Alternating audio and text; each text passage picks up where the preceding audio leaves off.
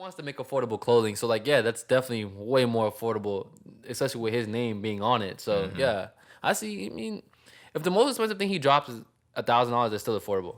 Not to us. It's a different discussion. But $1,000 Gap jacket? Yeah, bro. I mean, that's not gonna happen. That's not the Gap. That's not what I'm saying. All I'm saying is if Kanye dropped clothes for $1,000 and less, that is affordable. For his name to be attached to it, I think that's extremely affordable.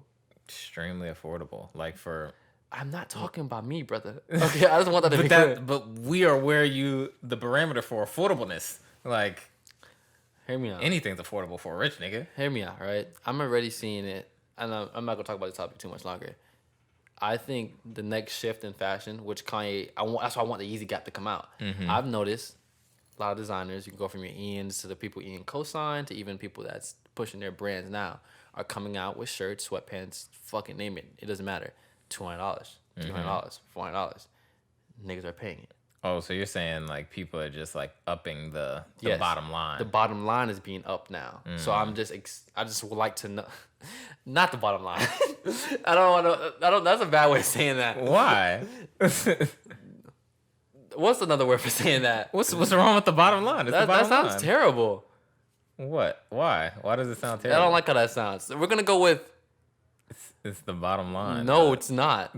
The emerging artists. Let's go with that. No, I'm not talking about the people. I'm talking about the price points, like the bottom line. Oh, like, okay, cool. Like they're just raising up the price point. I'm not shitting on you. Okay, damn. I'm like, wait, why are we saying the bottom line? All right, no, cool. I'm talking about prices, like the bottom line prices. Yeah, basically, yeah. I feel like the bottom line price is being raised, and I do think that has somewhat to do with that. Yeah, to do with the fact that streetwear and high fashion there's no line now. Yeah. So it's like, to me, is a Yeezy Gap gonna stop that? And people are gonna be like, oh shit, well, why the fuck am I paying $300? Yeah, you may be DIY in your crib, but something with Kanye West's name attached to it is being sold for $50. So why would I buy this from you? Yeah. You know what I mean? So that's what I'm kind of interested to see. Same thing like with Pierre Moss. I think Pierre Moss's like price points ranges, but it's still affordable. Yeah. And so I want to see how all that affects, I guess, as you said, the bottom line dollar amount. So yeah, for like everybody who's making clothes. Yeah. Like I feel like another, well, not now, but previously when Uniqlo was doing all those collabs, I feel like that affected the bottom line. Oh, most definitely. Like dropped it down because Uniqlo shit is so affordable. Now, not so much. It doesn't really have the same effect because I feel like they haven't dropped like anything crazy since the car shit for real. And that's a great example. Like Uniqlo gets overlooked because of the fact that they're themed affordable. But like I know hella people. I see it on TikTok a lot. They're basics. They're everything. Uniqlo. Bro, they're really good. Quality, price, they get across their point without no like hidden agenda, as far as I know. And they never like case scandals types. They do what they do, put it out, call it a day, and they make sure they're as transparent as possible. I think they're a real like stepping stone to the future of basics. And when you walk into a store and able to like shop is easy, I feel like to me that's where I thought Kanye would have made sense to do like a collab with instead of the Gap. But I don't think Uniqlo is nowhere near on the scale, like when it comes to like how big and how much I guess they can actually pull as the Gap, and so, but everything he explained in that interview from like forever ago about wanting like change the experience of shopping and this, that, and the third. When you walk in here, to me that yelled the Gap. I mean that yelled Uniqlo, and that to me the future still is like a platform that is similar to Uniqlo. But yeah, the topic of like the whole bottom dollar thing, I think is something we're going to see like extremely soon. Because like I said, I just feel like if even like what was that shit called when Stussy, Rick, and all of them did a collab? What was it with Nike, right? Was it like Nike Stussy shirt, right? When they all had the different versions, or was it the Stussy collab? I can't remember. I think it was a Stussy collab, right? Yeah. It wasn't Nike. Yeah, I don't think so. All right, cool. Yeah, that was interesting to me. I was just like, all these brands, and they were pretty big brands, that was more on their own agenda. You wouldn't think kind of will come together on this for an affordable shirt. I mean, it was a plain shirt for like $100, $200, but whatever. Yeah. You get what I mean, though. It was just like, what the fuck? Actually, even a bigger testament to this is Converse and Rick. Are you serious? You made Rick to literally say like, I love Converse, but here's this, Yeah. So the fact that they're coming together to me just shows the times. Like the affordability is definitely being raised, like extremely.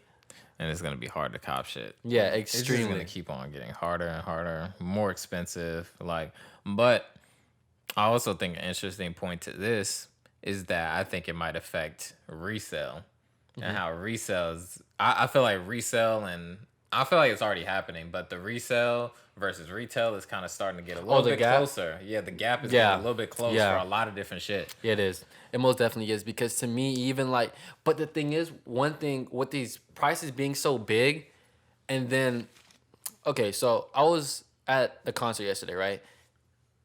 What I would say, the age group was anywhere from 16 to like 23, 24. So Faker concert, I feel like that's a reasonable age gap. Yeah.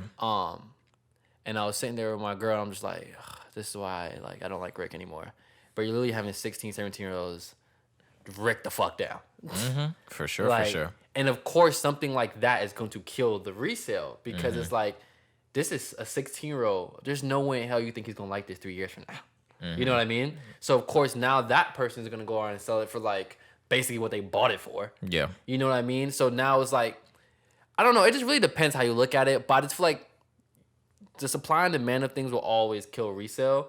But when the demand is high and what you bought it for was already high, it's like, what is the resale at that point? Yeah, exactly. That's what I'm saying. And that's how I feel about like the age gap, because to me, what kind of, I don't know, there's probably a word for this or even a term, what helped the resale market was that the fact that the age of the resale market was always someone of like us or of our age. But now if you're talking about 16, 15, like, it's just expanding, and I feel like that will show in the price, and it won't help it. It won't. It just continue to close it, Yeah, because I think about how about maybe 5 to 7 years ago, you get a $250 Supreme jacket comes out and it's reselling for $1,000, whatever. But now you get a $350 Supreme jacket coming out and it's reselling for $450. Yeah. And then the same thing, think about the Virgil dunks. Like, if all 50 of those dunks drop on sneakers type shit and regular decent numbers, there's no way all 50 of those are going for bands. And that's it just can't happen. You're bringing up a great point, because even when you were last, copying and we were looking at what's going to be dropped, I'm just like, yo, how much you sold these for? You bought them for like 100, not 100. You bought them for anywhere from like 190 to 220. I was like, how much they sold for? You'd be like, 5. I was like, that's it? He was like, I mean, yeah, that was decent. I was like, in my head, I'm like, damn, I'm so used to you bought them for 2, you sell that shit for 8. Like, you feel me? Like, it's like a huge. It's not like that anymore. Yeah, but the bots, the everything. Like, to me, I think it's really the fact that the age is like this. The gap is huge. Like, resellers now, you can't be shocked if you see a 35-year-old reseller. That'd be dumb. But now the norm is about to be 16. And these niggas is botting, niggas is this, niggas is that. Yeah, I mean, you feel me? Resellers used to be a nice little small range, 25 to 29. Yeah. And now it's literally 15 to 40. Yeah, niggas still reselling. It's just crazy. And then to me, the only way There's just so many loopholes, so many backdoors, so much all of that extra shit that be going on. The only way to really kill the whole I guess the market in between it is just to not meet the demand. And I feel like we'll be taking so many steps back if we do that. But I wouldn't be surprised. I watched an interview about HBA, and that's something I really respect. I feel like, yeah, it's a good thing to always meet your demand, but to some degree you have to have integrity for the brand. And I feel like that's something that we're kind of seeing a lot of brands not have, because they're just meeting the demand. Because, you never know when you have a chance. Big Sean said this shit the best. As soon as you next up, you're never going to be next again. So it's like, fuck it. Yeah. You know what I mean? Just go. You gotta go. Yeah, but, for sure. And I think we're kind of seeing that. We're living in an age where it's just this is it. This is your chance. This is it.